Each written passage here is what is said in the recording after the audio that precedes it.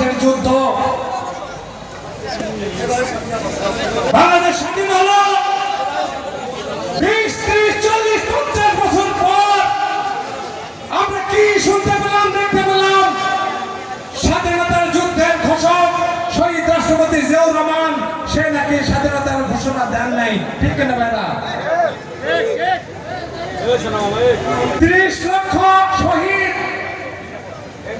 সেই শহীদের যে তালিকা, আমি বাংলাদেশের অন্য কোন জায়গার কথা বলি না ভাইরা, আমি আমাদের মুক্তিযুদ্ধ, আমাদের গোবিন্দগঞ্জের সম্মানিত মুক্তিযোদ্ধারা, তাদের কাছে আমি ক্ষোভের কথা শুনেছি।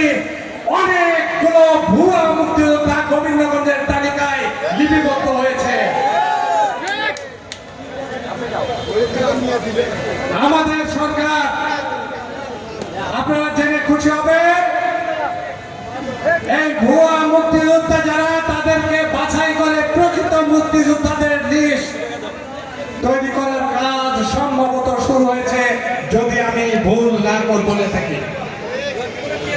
আমি এই আজকে এত বছর পর আপনাদের সামনে বলতে চাই, এই যে জুলাই যোদ্ধা যাদের, আজকে যাদেরকে কেন্দ্র করে আজকের এই অনুষ্ঠান, আমাদের উপজেলা এবং পৌর বিএনপি এবং সহযোগী সংগঠন যারা আয়োজন করেছেন, আমি অন্তরের অন্তঃস্থল থেকে কৃতজ্ঞতা এবং ধন্যবাদ জানাতে চাই।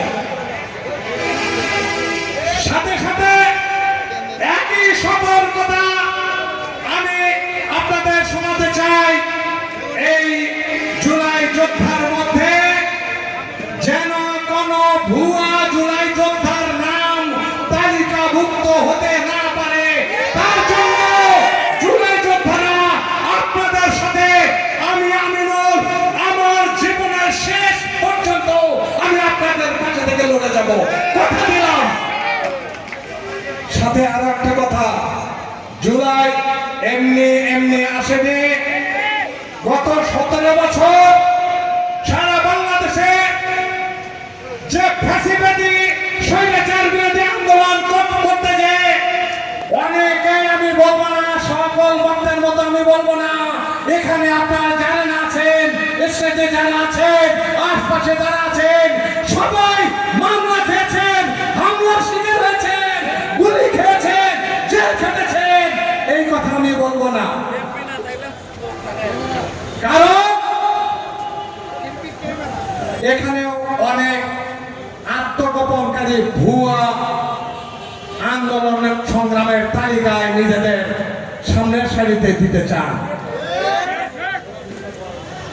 আমি আপনাদের এটাও বলি, গত 17 বছরে যারা আপনারা রাজপথে থেকে আন্দোলন সংগ্রাম করেছেন, নির্যাতিত হয়েছেন, নিষ্পেষিত হয়েছেন, জেল খেটেছেন, মামলা হয়েছে, আমার অনেক ভাইয়ের নামে 5 বছরের সাজা পর্যন্ত হয়েছে আমাদের এই গোবিন্দগঞ্জে।